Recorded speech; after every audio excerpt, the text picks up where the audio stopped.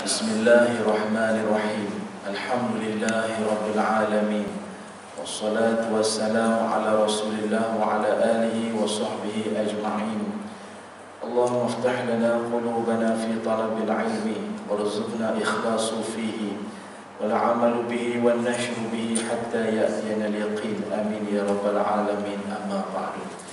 Alhamdulillah, syukur dan puji dipanjatkan kehadrat Allah Subhanahu wa taala. Dengan izin, ketentuan dan kasih sayangnya dapatlah sama-sama kita bertemu pada pagi subuh yang berbahagia ini. Pak Imam dan ahli jawatan kuasa Surau Ar-Rawdah, Khidmat Kota dan seluruh jemaah jiran-jiran yang disayangi sekalian, semoga semuanya dalam keberkatan di sisi Allah Subhanahu wa taala. Amin ya rabbal alamin. InsyaAllah pada pagi ini saya kira merupakan kuliah sulung selepas daripada tempoh PKP kita yang duduk di rumah sebelum ini. Dan Alhamdulillah pada pagi ini kita akan berkongsi tentang satu tajuk, mudah-mudahan ianya bermanfaat. Tajuknya ialah rezeki di musim susah. Tajuk kita ya, rezeki di musim susah. Muslimin muslimat yang dirahmati Allah sekalian, kita sekarang ni kita merupakan suatu keadaan di mana kita akui dan akur bahawa kita ni tengah susah sekarang ni. Dia susah tak susah pun kita kena akur lah, di mana apabila sejak daripada awal tahun 2020 ni di seluruh dunia ada kurang lebih ada 1.25 bilion pekerja yang terjejas, maknanya tak ada kerja. Bila pakat tak ada kerja, maknanya masing-masing semua komitmen tiap-tiap bulan kena bayar. Anak ramai, anak tengah membesar pula bukannya pencin. Anak 5-6 orang tengah membesar, nak sekolah lagi, nak makan lagi, dengan keperluan semasa lagi, dengan isteri lagi. Itu kalau seorang. Kalau isteri main 2-3 orang, lagi pening, virus lagi. Jadi semua keadaan ini dia akan menekan, keadaan ini akan jadi lebih tension lah. Sampai saya ingat lagi hari itu viral dalam Facebook apa itu ni, masa awal-awal April lah itu kot, tak silap saya tu, ramai minta lah supaya bank negara keluarkan dalam ATM tu banyakkan sikit duit RM10 lah. Tolong keluarkan duit RM10 dengan RM5 dalam mesin ATM. 50 dah tak ada dah. Kedai pajak gadai berbaris orang tuan-tuan. Kawasan ni alhamdulillah lah orang Allah bagi rezeki banyak. Kawasan-kawasan yang banyak orang susah tuan-tuan, beratur panjang. Kawan bagi WhatsApp dan tengok ni ramai pakai gadai lah. Tak ada duit dah. Nak keluar tak ada, mana sedia ada lah. Maknanya susah. Tapi bagi kawan-kawan kita yang kerja kerajaan tak apalah, dah lah duduk di rumah dapat bulan-bulan tu. Jadi kawan-kawan yang memang berniaga, yang memang pacak tiang, pacak kedai, dah tak boleh nak berniaga, membazar pun tak ada. Memang keadaan ini dia memberi kesan lah, kepada seluruhnya, dan bukan kita Malaysia sajalah, seluruh dunia merasai benda ni. Dan pada waktu ini kita kena ingat bahawa kalau tak dibendung dengan iman, maka orang itu boleh jadi rosak. Sebagaimana Nabi mengingatkan, kefakiran, kemiskinan itu boleh membawa kepada kekufuran. Kemiskinan boleh membawa kepada kekufuran, boleh jadi kufur. Sebab apa? Miskin boleh bawa kepada kufur. Sebab kalau dia tu jenis orang susah, lepas tu jenis tak pergi belajar, tak dengan kuliah pula, iman lemah, dia mudah sangat. Tuhan tak sayang aku lah, duk pergi semayang, doa pun serupa itu, tak dapat juga rezeki. Boleh bawa kufur. Dia mula merasakan Tuhan tu zalim dengan dia, Tuhan tak adil dengan dia. Nampak? Dia kata orang ada buat benda tak elok, rasuah orang tu kaya, yang aku yang semayang siang malam pagi mari dah tak kaya-kaya juga. Ini boleh bawa kepada kekufuran. Sebab itu kuliah pada pagi ini insya-Allah sedikit sebanyak nak bagi harapan kepada mana-mana orang yang rasakan bahawa susah ini berakhir dengan tak ada apa. Jangan begitu. Ada rezeki walaupun di waktu susah. Tuan-tuan yang dirahmati Allah sekalian, Nabi Muhammad sallallahu alaihi wasallam, Nabi ada mengajarkan kepada kita akan satu doa. Banyak, tapi salah satu daripada doa untuk mudah mendapat rezeki daripada Allah Subhanahu wa taala, iaitu doa rangkuman 3 perkara. Maknanya dalam doa ini ada 3 benda yang Nabi ajarkan pada kita supaya minta. Tiga dalam satu. Apakah doa tersebut? Saya ingat tuan-tuan pun biasa amal dah doa ni, cuma mungkin jarang-jarang buat. Ini pagi ni start kita dengar pakai rajin amal. Doanya ialah Allahumma inna nas'aluka ilman nafi'a wa rizqan tayyiba wa amalan mutaqabbala. Amin ya rabbal alamin. Hadis riwayat Imam Ahmad dan Ibnu Majah. Apa makna doa itu? Allahumma inna nas'aluka ilman nafi'a. Ya Allah, kami memohon, kami merayu kepadamu ilmu yang bermanfaat. Dalam dunia ni ada macam-macam jenis ilmu.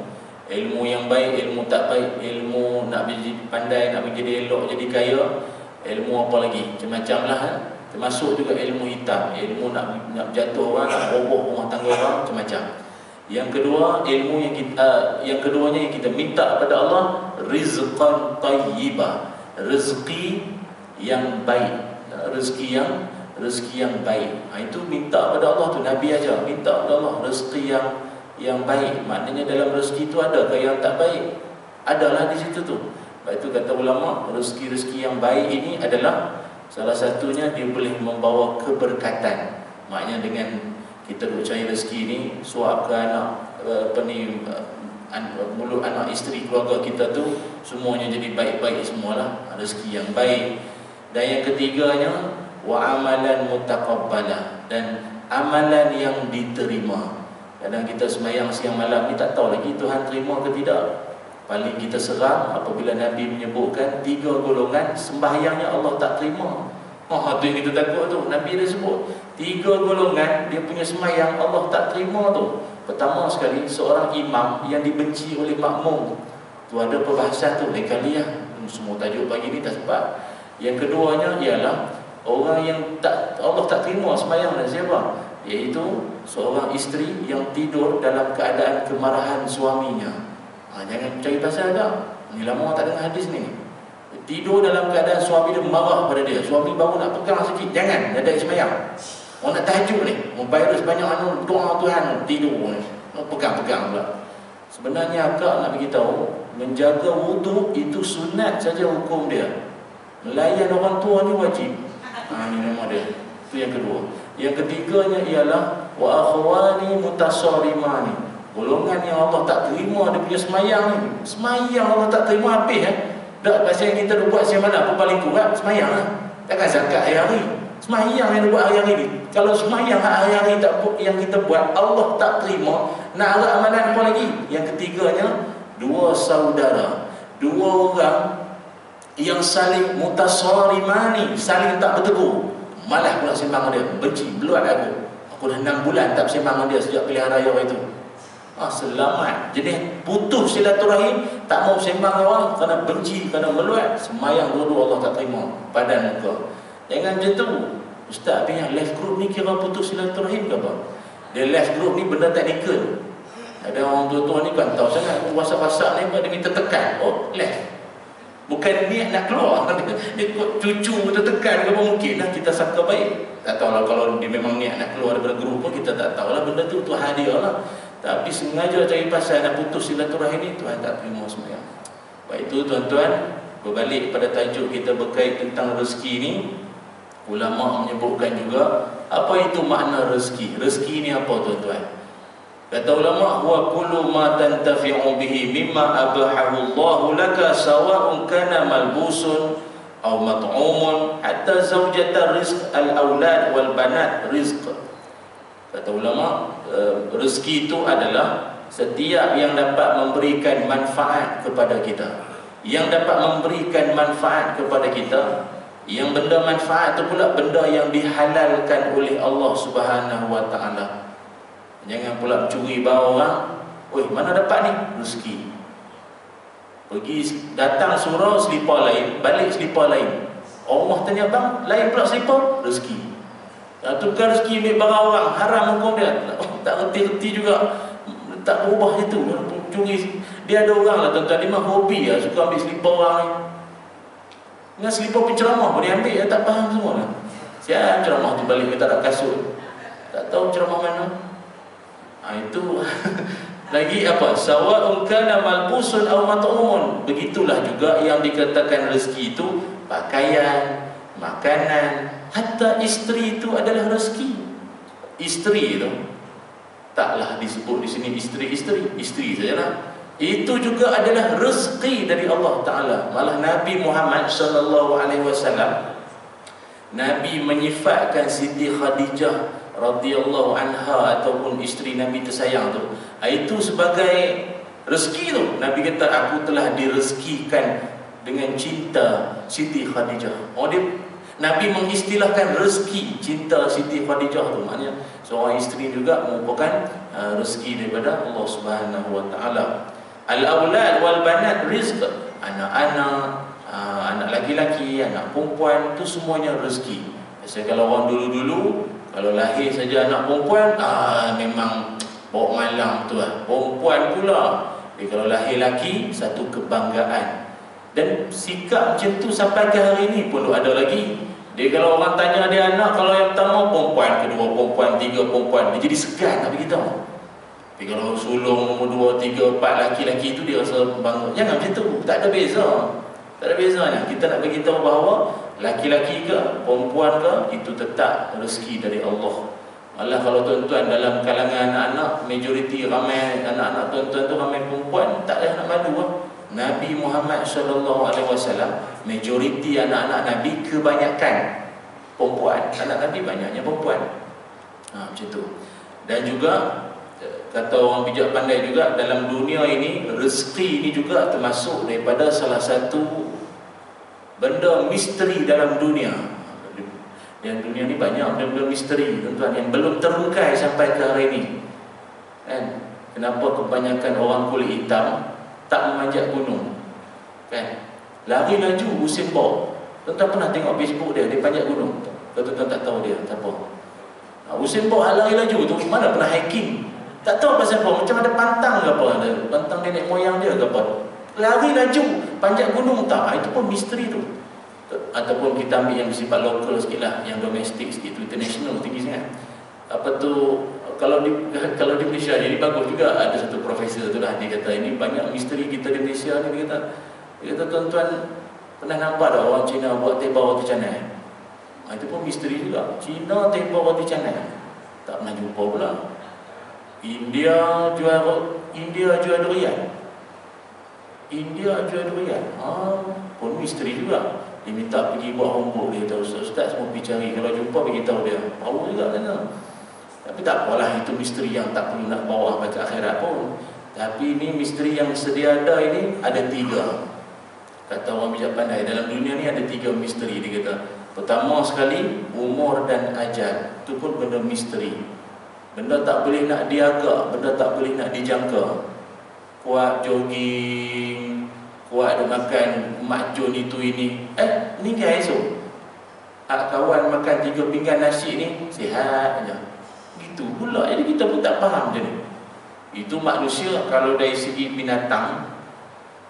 Tuan-tuan kalau tengok binatang-binatang yang cergah-cergah tu, jangan duk sangka umur panjang sangat. Macam arnak tu. Arnak tu walau dia kuat 24 sana sini, umur paling panjang seekor arnak 9 tahun. 9 tahun. Itu arnak. Kuda paling kuat, paling berlari macam mana pun kita tengok segak badan dia tegak begitu, paling tua seekor kuda 25 tahun. Tu kuda tu paling panjang tu, paling tua dah tu. Pencen dah tu, veteran dah tu, 25. Kuda kuat berlari 25 je pun umur. Apa lagi tuan-tuan? Monyet kuat duk memanjat, duk kayuh sana sini, jalan pergi UKM tu, tepi tu tuan-tuan tengok. Umur paling panjang seekor monyet, paling panjang 40 tahun. Tu pun yang dah paling tok batin dah tu, paling otai dah tu, paling memang bermisai jambang dah tu, 40 tahun monyet. Maknanya yang cergah-cergah pun tak panjang juga umur.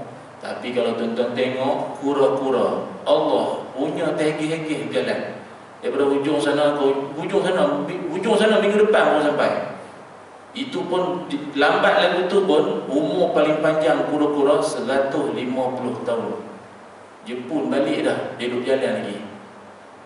Maknanya pelajaran paling penting di sini, kalau tuan-tuan tengok ada orang jalan super makmur ni, jalan super kura-kura, don't underestimate tau. Jangan pandang rendah. Pakcik tu esok meninggal lah tu. dengar ceramah mata kelipok-kelipok duduk macam tu, esok meninggal tu. Belum tentu. Tuan-tuan duduk cergah, duduk lompat tu meninggal dulu betul tak? Tuan-tuan sendiri pengalaman banyak, duduk tengok orang kiri kanan muda-muda lagi meninggal dah. Dah bukanlah kena langgar apa, tidur bangun esok tak ada dah. Tidur bangun esok meninggal. Meninggal dalam tidur, meninggal dalam kereta, macam-macam cerita. Yang hidup lama dah ni, hidup lagi Allah bagi rezeki itu misteri. Pertama, umur dan ajal. Kedua, misteri dalam dunia, jodoh.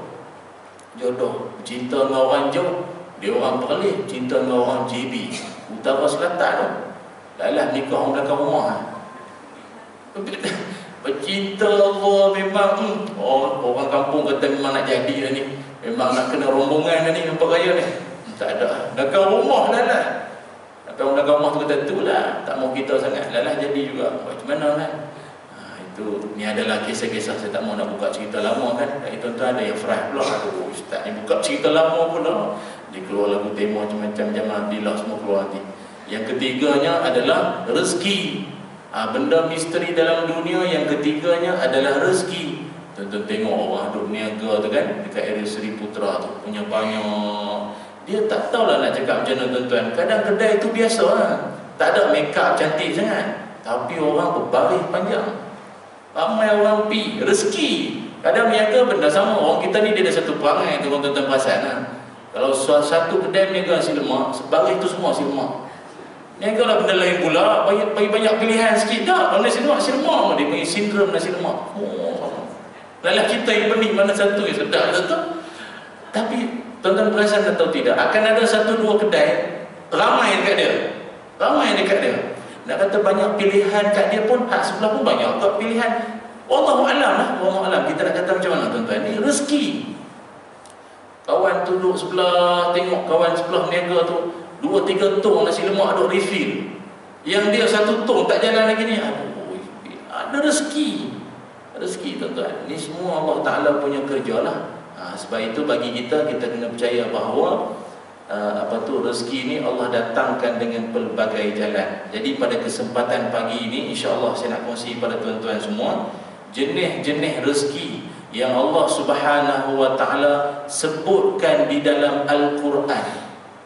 Yang Allah sebut dalam Quran pelbagai bentuk rezeki, supaya buat panduan, buat semangat kita bersama. Kalau mungkin kita pernah rasa putus asa dah dengan rezeki ni, jangan. Allah janjikan dalam Quran pelbagai bentuk rezeki yang Allah sediakan untuk hamba-hambanya ini, dan kita jangan pernah sekali berasa lemah maupun berputus asa. Apakah bentuk-bentuk rezeki tersebut? Pertama sekali, yang pertama, dalam Quran Allah menyebutkan dalam surah Hud ayat yang ke-6.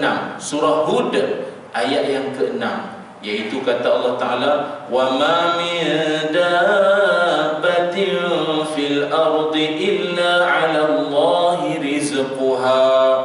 Kata Allah, dan tidak ada yang melata di atas muka bumi ini kecuali semuanya telah dijamin rezekinya oleh Allah. Jadi pelajaran pertama ialah rezeki dalam bentuk yang sudah dijamin. Bagi kita tuan-tuan, lahir saja ke dunia ini, antara yang Allah Ta'ala telah pun janjikan untuk kita adalah rezeki yang telah dijamin. Bila kata rezeki yang telah dijamin ni, maknanya dia bersifat universal sikit. Maknanya orang Muslim, non-Muslim, hatta binatang sekalipun, semuanya dapat. Semua dapat. Dan dia bersifat asas lah. Rezeki yang macam ni, rezeki ni dia bersifat asas, yang rezeki yang telah dijamin ni. Contoh, macam kita kan, paling-paling standard pun nasi, lauk telur, kok sardin sikit, ikan kembung, sayur sikit. Itu rezeki lah tu. Rezeki yang telah ada. Mana yang standard, kita maknanya tu. Tapi kalau nak ada pizza, nak ada sikit kalau air tu boba sekarang ni, bulat-bulat hitam budak sekarang minat duk minum tu, tarik Dakar semua tu, itu rezeki lain. Itu dia kena kerja lebih sikit. Ni cerita rezeki hak dijamin ni yang standard kau nak lebih, maknanya kalau setakat ikan tu okey lagi lah. Kalau nak lobster, Tu kena kerja kuat sikit. Itu benda lain. Tu dia termasuk yang lain. Jangan pula dia kata, kalau Allah Ta'ala kata jamin dah rezeki, tak dapat aku hutang macam Sabah. Orang cerita ni rezeki dijamin ni yang standard dulu. Dia kalau nak lebih, kena kerja lebih sikit. Tu kena lebih sikit. Jadi maknanya, kalau kata rezeki yang telah dijamin ini, semua makhluk, manusia maupun binatang, semuanya dapat. Macam semut, tuan-tuan, semut. Allah Ta'ala sebut dabah. Dabah ni binatang yang melata. Semut pun ada rezeki dia. Dan semutlah disebut sebagai binatang yang opportunis dipanggil. Bijak merebut atau cepat merebut peluang. Tuan-tuan, kalau tuan-tuan makan apa-apa biskut 4 segi tu ke apa kan, absing ke apa, roti ke apa, sisa makanlah. Pok jatuh atas lantai, ikut cucu makan berlari-lari biskut. Budak makan kan tidur diam. Dia makan habis berlari tengok depan TV, pokok tergabuh habis. Yang sisa-sisa jatuh-jatuh tu, binatang mana sampai dulu? Semut, rimau, zirapah, badak tak mari pun. Maknanya rezeki dia. Rezeki dia. Binatang lain bukannya tak suka benda-benda tu, tapi tak sampai-sampai. Dia sampai dulu. Itu disebutkan semut ni binatang yang bijak, cepat merebut peluang. Sekejap sampai dah. Oh, berbaring dah. Semut kawat satu-satu hora-hori itulah. Yang budak ni lagu tu. Berbaring, mari dah ramai-ramai. Dia mari dah bijak merebut peluang. Ada rezeki dia, tu rezeki semut lah. Satu lagi nyamuk, tuan-tuan. Tuan-tuan ni kalau nak belajar bab rezeki ni, belajarlah dengan nyamuk. Maknanya sabar nak dapat rezeki. Belajarlah daripada nyamuk. Tuan-tuan tahu tak rezeki nyamuk tu ada pada siapa? Ada kat kita. Tak nyamuk lah ya tuan-tuan. Makanan dia tu ada kat kita. Lepas tu kita sibuk tampar lah. Aku lah tuan-tuan berhati mulia. Main nyamuk, main sini. Tak sungguh tak? Rezeki, dan dia pun makhluk Allah. Allah ciptakan dia. Rezeki dia ada kat kita. Ada kat kita ni. Main sedut. Tapi tuan-tuan, untuk mendapat darah ataupun nak dapat rezeki dia tu, nyamuk tu, bukan main payah. Banyak sungguh kiri kanan dia punya musuh. Jabat Kesihatan, fogging, bak nyamuk, shiltok, riset, kelambu. Paling kurang pun penampang lah. Siang kat dia. Betul tak tuan-tuan? Belajarlah tentang erti sabar dalam mencari rezeki daripada nyamuk ni. Sebab tu nyamuk pun disebut. Allah Ta'ala sebutkan tentang penciptaan nyamuk ni. Cukup payah dia nak cari rezeki. Padahal rezeki dia tu boleh ikutkan. Tapi itulah payah dia nak dapat rezekinya tu. Tapi dah namanya rezeki dah dijamin. Maknanya kok mana sekalipun akan dia dapatlah tu. Keturunan tak pernah pupus. Walau kadar hidup seekor nyamuk seminggu pun hidup, tak pernah menyesal. Dah lah, tapi hidup lepas ni payah nak dapat rezeki. Musim-musim ni pula payah nak hidup lah. Dah mati lah keturunan semua. Tak ada, dia teruskan hidup juga. Itu namanya nyamuk. Kalau cacing lagi teruk. Cacing itu digelar OKU total.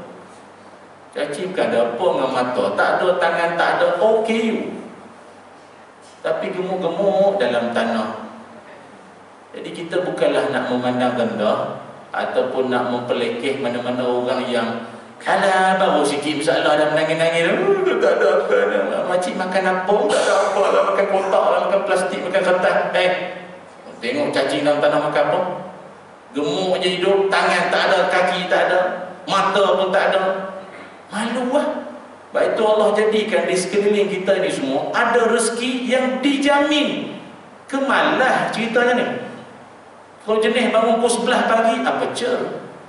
Sibuk nak rezeki banyak, bangun lewat, tu masalah. Baik itu yang pertama, rezeki yang telah dijamin. Tak maaf lah tuan-tuan, masuk istilah orang muda sikit ni tuan.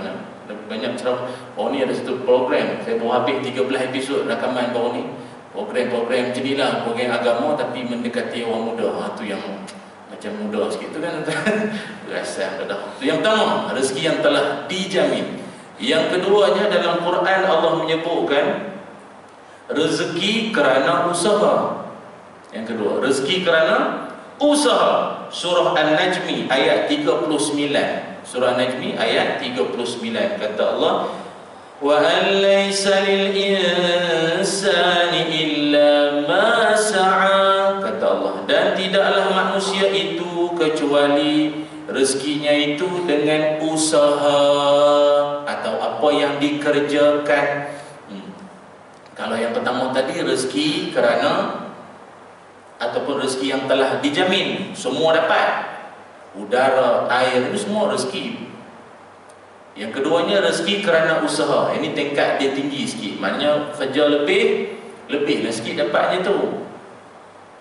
Macam kita dalam dunia ni tuan-tuan, kita tengoklah berapa ramai orang di sekeliling kita ini kaya tu, kaya yang memang orang kata, oh hebat, dia punya kaya atau kaya melampau sungguh, yang tak tergambar oleh kita. Ada orang kaya macam ni dalam dunia, ada. Barangkali kerana usaha dia lah, kesungguhan dia, Tuhan bagi dia bakat, kebolehan, dapat rezeki lebih. Ni saja-saja sembang lah kan. Dalam dunia ni rupanya geng-geng pemain bola ni gaji besar sungguh tuan-tuan. Besar sungguh gaji dia orang ni. Yalah, dia tiap-tiap dia main tu ada gaji dia dah. Yang sumbat gol, pas bola tu untuk orang nak skor gol tu, itu allow lain tu, itu bonus lain pula. Menang, kalau menang keseluruhan pula lain pula dia punya tu. Baik tu ada pemain dunia terkenal tu, siapa nama tu, Cristiano Ronaldo kan. Oh, itu antara pemain dunia termahal tu, Cristiano Ronaldo dos Santos Aveiro tu nama tu, dekat kat jalan ni lah. Dia ni kekayaan dia tuan-tuan ni saja tengoklah, tengok sajalah kita pun tahu dah tak sampai tahap ni nampak kaya gini ni. Kaya dia tu kaya melampau. Gaji dia setahun 150 juta USD dolar setahun. Gaji dia setahun 150 juta USD dolar setahun gaji dia. Ataupun kalau tukar dengan duit kita 175,350,890 ringgit. Senang faham macam ni lah. Orang kita kalau main gaji setahun tak faham lah. Sebulan gaji dia 14 juta ringgit. Sepak bola, kita main bola, rumah ngamuk, lambat balik. Ni lambat balik kuliah ni pun kena marah ni. Dia main bola. Itu dia kata suami-suami yang tak merdeka lah tu. Itu dalam grup WhatsApp ustaz lah, itu dia kata apa tanda suami merdeka? Apabila tak dipanggil isteri dan dibiarkan duduk di surau dengan jemaah. Relax, rumah tak panggil balik. Itu suami merdeka. Duduk sekejap kan, tak angkat tangan, tunjuk telefon. Tu tak apa merdeka, dia kata. Ni bukan dalam Quran tu, ni bukan hadis ni. Ini WhatsApp punya cerita. Kami ni geng-geng ustaz-ustaz ni pun nakal juga, dia orang ni pun. Baik, balik cerita kita tadi. Dia punya gaji dia, maknanya kalau tukar duit Malaysia sebulan 14 juta. Ataupun kalau dia teringin, dia ni pemain bola tadi tu, Cristiano Ronaldo tu, kalau dia teringin lah, dia boleh beli 31,313 buah Viva. Kalau dia nak beli lah. Kaya sungguh tu Tuhan. Kalau dia banyak sangat nak buat apa duit banyak macam ni. Ini rezeki dia lah. Orang kata tak nak nampak dia main subuh. Memanglah dia bukan Islam. Masalah apa? Dah dia kerja lebih, kuat kerja dengan bakat Tuhan bagi kat dia. Dia pemuka tak malu, pergilah sampai ke tahap dia itu. Itu kelebihan dia. Macam kita orang Islam sama. Orang Islam sendiri pun di zaman Nabi Muhammad SAW ada sahabat-sahabat Nabi ni jenis banyak job ni. Banyak job, banyak kerja, Ada satu orang sahabat ini, masa Nabi bersalam dengan dia, Nabi salam dengan dia, tangan dia gerak. Tangan dia macam menggerutu, macam kertas pasir tu, tangan serak tangan dia tu. Maknanya tangan gerah ni orang kata tangan apa? Banyak kerja, turun bendang tu, apa tu, sawah ke apa itulah, orang kerja kebun semua ni. Nabi salam dengan dia. Nabi tanya, ma hazal ladzi iktasabat yada? Tangan macam ni. Nama sahabat itu adalah Sa'ad bin Mu'az Al-Ansari radhiyallahu anhu. Sa'ad bin Mu'az. Dia tanya, pasal tangan kamu ni macam ni, kasar sangat ni? Dia kata, ya Rasulullah, saya ni banyak kerja. Pagi saya itu, petang saya buat macam ni, tengah hari itu, malam saya buat itu, ini. Banyak kerja lah. Banyak kerja. Macam kita sekarang ni ada macam-macam orang kan. Pagi dia kerja ni, petang buat grab food panda, malam saya ini agak tolong mak pula apa. Ada kerja. Hujung minggu ambil upah misi rumput rumah taman. Ada kerja dia buat. Orang macam ni. Dan Nabi kata pada dia, akibat daripada tangan kau yang kasar ini, kerana kau ni banyak kerja, rajin kerja, Nabi kata pada dia, hazihi yadun la tamassuhan naru abada. Saat aku nak beritahu kau ni, tangan kau ni dah jadi macam ni, melepuh macam ni akibat kuat bekerja. Ini tangan takkan disentuh api neraka sampai bila-bila. Sebab itu ini satu motivasi lah buat kita. Dalam kamus orang Islam tak ada istilah malas-malas ni, tak ada. Jenis tak ada kerja melepet duk gitu, tentu meninggal. Tak ada istilah macam tu bagi kita orang Islam. Kuat bekerja. Betul, kadang saya kan, kita kan adik-adik duk COD tu kan, puji semangat dia orang ni, dengan hujan lebat mari duk hantar basah-basah tu, mari hantar. Bagus adik. Dia orang dapatkan banyak mana pun. Tambah dulu masa sebelum PKP MCO ni, sebelum tu Foodpanda ni sedap juga tuan-tuan. Budak-budak tu lah cerita. Dia kata sedap ustaz kami sebelum PKP dulu ni, pasal tak ramai orang, tak ramai. Jadi sekarang habis kalau pilot pun tak ada kerja, pilot pun dah tak ada kerja dah. Dengan pilot pun bawa juga Foodpanda, dengan pilot pun ada yang bawa van jenazah.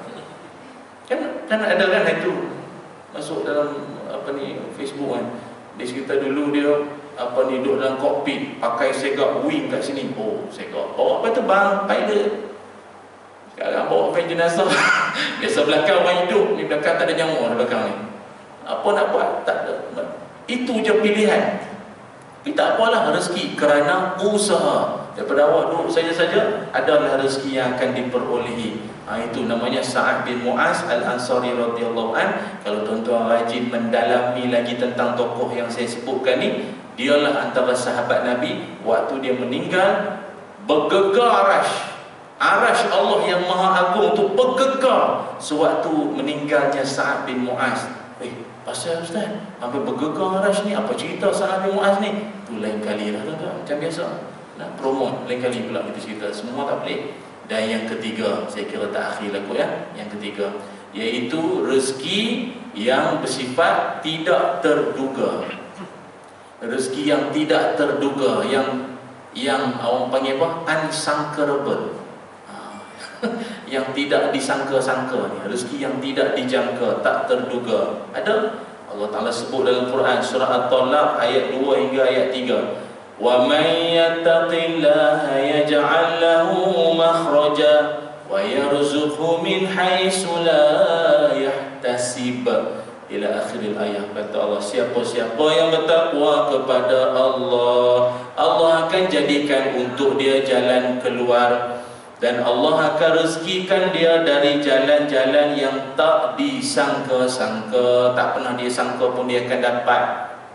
Itu namanya rezeki dari jalan yang tak terduga, yang tidak tersangka oleh dia.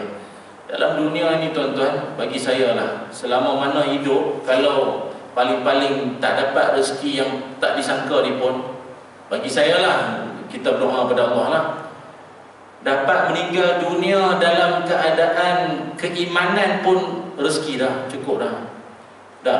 Kita dalam hidup ni tak tahulah, agak kita ni tak berasa lah, nak merasa cecah sejuta pendapatan, duit dalam akaun tu 100,000 pun tak sampai. Seumur hidup ni aku mati hidup balik pun tak dapat ni 100,000 ni. Tak apalah, tak berasa nak buat, tak berasa benda tu, kurang-kurang minta pada Allah, kau bagilah aku ya Allah rezeki, aku punya mati nanti ni, mati dalam kemuliaan. Doa tu kan husnul khatimah.